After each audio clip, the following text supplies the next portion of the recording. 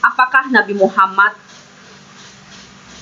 nabinya umat muslim, di waktu kiamat memiliki kuasa untuk menghakimi orang yang hidup dan orang yang mati sama seperti kuasa Yesus? Kalau ada tertulis dalam ayat di kitab umat muslim, saya dan istri saya akan siap menjadi mu'alaf. Terima kasih buat Mas David Silalahi, sahabat-sahabatku yang dirahmati Allah. Sebelum saya menjawab pertanyaan dari Mas David ini, saya akan memberikan beberapa sedikit pemahaman tentang siapa Yesus dan kitab suci Al-Quran. Insya Allah pemahaman ini nanti akan memberikan hikmah tersendiri bagi Mas David Silalahi. Semoga hatinya dilembutkan agar menerima kebenaran dari agama yang lurus, yaitu agama Islam.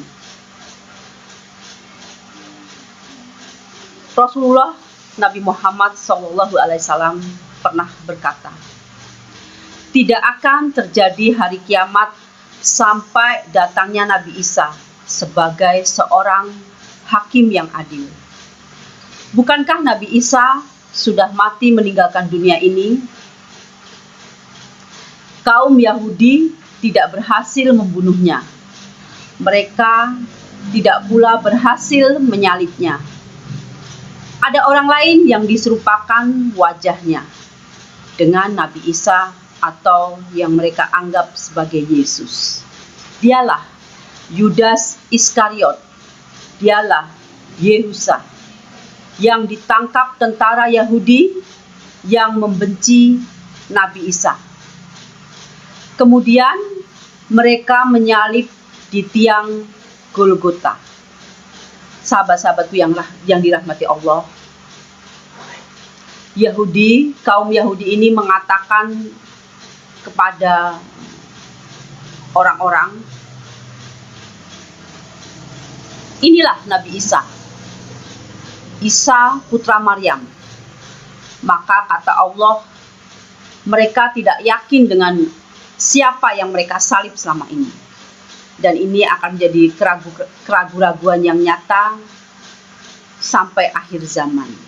Sahabat-sahabatku yang dirahmati Allah, pada tahun 324, tepatnya di sebuah kota di Nisea, ini adalah kota di bagian negara Turki, yang sekarang sudah berubah namanya menjadi Istanbul. Pada tahun tersebut telah terjadi pertemuan para pendeta. Dan mereka, semua para pendeta bersepakat bahwa Nabi Isa atau yang mereka sebut dengan Yesus adalah anak Tuhan. Padahal semua itu tidak disebutkan di dalam kitab suci Injil. Tidak ada di dalam wahyu Allah. Dalam pertemuan para pendeta ini, mereka merubah kalimat-kalimat yang ada di dalam kitab suci sesuai dengan hawa nafsu mereka sendiri, sesuai dengan kemauan mereka sendiri. Mereka, kaum Yahudi ini, tidak berhasil membunuh Nabi Isa atau Yesus. Mereka, kaum Yahudi ini, tidak berhasil menyalib Nabi Isa. Sahabat-sahabatku yang dirahmati Allah, Allah mengangkat Nabi Isa atau Yesus ini. Nabi Isa putra Maryam ini belum meninggal. Allah mengangkatnya ke langit. Beliau belum meninggal sampai nanti menjelang hari kiamat. Sahabat-sahabatku yang dirahmati Allah, Nabi Muhammad pernah berkisah bahwa Nabi Isa ini akan turun menjadi pemimpin yang adil. Apakah Nabi Isa ini akan membawa syariat baru?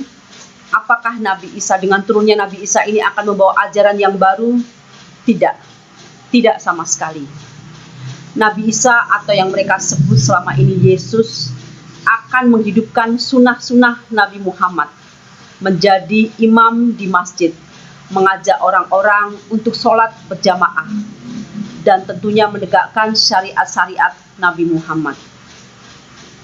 Nabi Isa putra Maryam atau yang mereka sebut selama ini dengan Yesus, datang untuk membatalkan syariat-syariat yang sudah dirubah oleh para pendeta tersebut. Dan ini diantaranya, salah satu diantaranya mereka, para Yahudi ini mengatakan bahwa Nabi Isa meninggal di palang salib. Hal ini dibantah di dalam kitab suci Al-Quran. Dan ini jelas diceritakan, dikisahkan dalam kitab suci Al-Quran bahwa Nabi Isa ini datang dan menghancurkan salib. Sahabat-sahabatku yang dirahmati Allah, maksud daripada Yesus atau Nabi Isa ini akan menghancurkan salib, karena memang salib itu adalah kutukan. Salib itu adalah laknat atau kutukan, karena salib ini dahulunya merupakan lambang kutukan, lambang kutuk. Namun setelah peristiwa penebusan dosa di kayu salib itu, dengan menjadikan Nabi Isa atau Yesus ini yang tidak berdosa, menjadikan Yesus atau Nabi Isa ini seorang yang tidak berdosa, dibuat menjadi seolah-olah berdosa karena menanggung semua dosa-dosa daripada manusia, supaya hal ini dimaksudkan untuk supaya umat manusia yang percaya kepadanya tidak menjalani penghakiman atau menjalani penghukuman. Sahabatku yang dirahmati Allah, ada pula yang mengatakan bahwa ini adalah patung dia, ini adalah patung Yesus atau patung Isa putra Maryam. Maka hal ini dibantah jelas, dibantah keras di dalam kitab suci Al-Quran bahwa sekali lagi mereka kaum Yahudi tidak menyalibnya, tidak berhasil pula membunuhnya. Kalau ada orang di luar sana yang berkata, kamu sekalian Muslim, jangan bahas agama kami, jangan bahas agama Kristen, urus saja agamamu. Sahabat-sahabatku yang dirahmati Allah, kami Muslim, kami semua Muslim tidak akan membahas agama orang lain, tidak akan membahas agama kalian semua kalau Allah tidak menyebutkannya di dalam kitab suci kami, tidak menyebutkannya di dalam kitab suci Al-Quran. Allah menyebutkannya tentang apa yang kalian sebut sebagai Tuhan itu di dalam beberapa surat, di antaranya adalah surat Al-Fatihah, surat Al-Imran, dan surat Al-Baqarah. Nabi Isa putra Maryam atau yang mereka sangka sebagai Yesus, anak Allah, tidak pernah mengaku sebagai Tuhan. Tak lain tak bukan, beliau adalah seorang Rasul, seorang Nabi utusan Allah. Semua Nabi tentunya meninggal dunia. Isa juga nantinya akan meninggal. Hanya saja tidak seperti nabi-nabi yang lain. Nabi Isa ini akan datang sekali lagi yang untuk kedua kalinya di akhir zaman, akan menghancurkan salib dan tentunya akan membunuh babi. Kenapa beliau membunuh babi? Karena para Yahudi ini dan para pendeta Yahudi ini menghalalkan babi, padahal Nabi Isa atau Yesus ini tidak pernah makan babi. Lalu siapa yang merubah ajaran Nabi Isa? Ya, tentunya kita sudah meyakini kaum Muslim bahwa yang menyesatkan ajaran Nabi Isa ini adalah Paulus.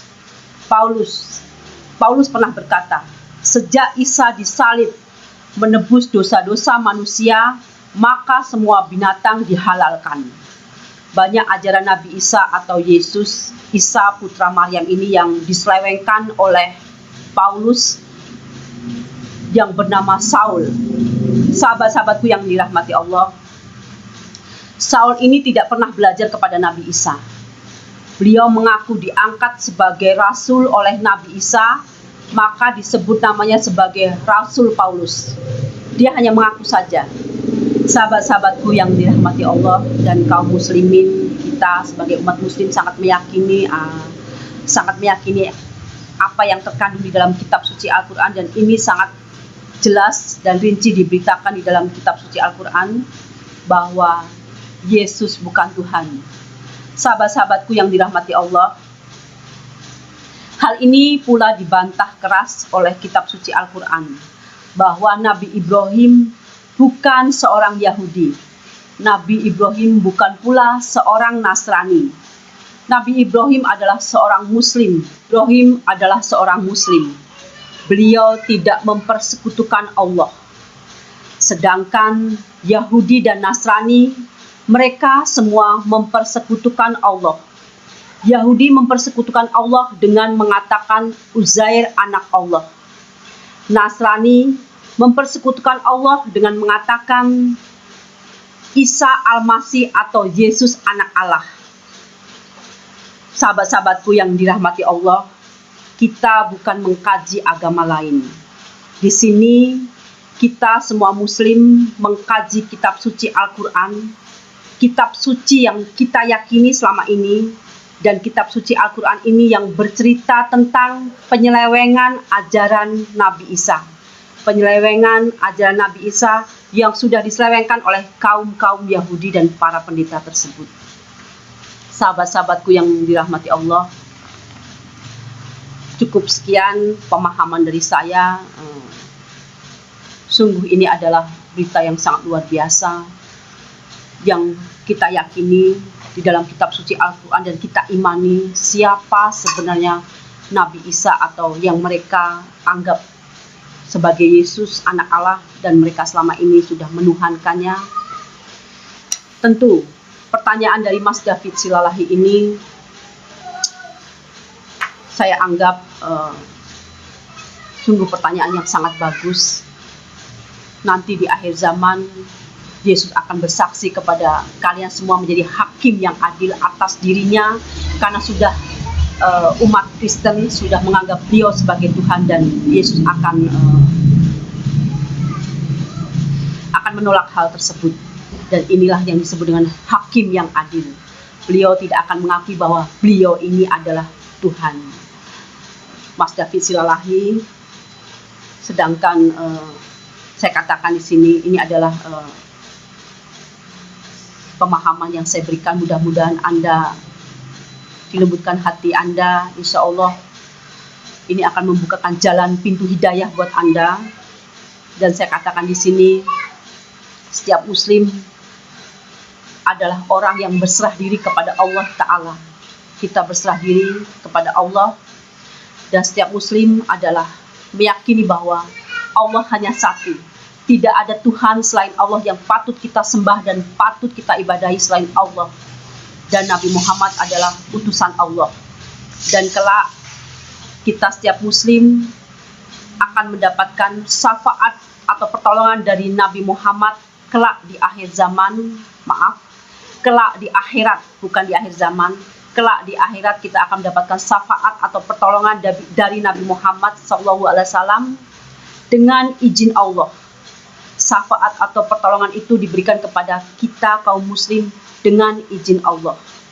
Disinilah letak daripada bahwa ajaran Nabi Muhammad yang membawa kitab suci Al-Quran, menyempurnakan kitab-kitab terdahulu. Ini adalah jalan kebenaran menuju rumah Bapa di surga. Rumah Bapa di surga, menuju surganya Allah. Terima kasih sudah menonton video saya. Mudah-mudahan kalian semua, sahabat-sahabatku, baik yang Muslim maupun non-Muslim, kita menjadi saudara seiman. Mudah-mudahan kelak kita bertemu di akhirat. Mudah-mudahan kita menjadi hamba-hamba Allah, menjadi umat-umat Nabi Muhammad yang mendapatkan pertolongan dan syafaat dari beliau. Silahkan mencari hidayah, menjemput hidayah, mencari kebenaran semata-mata hanya karena Allah Ta'ala. Salam.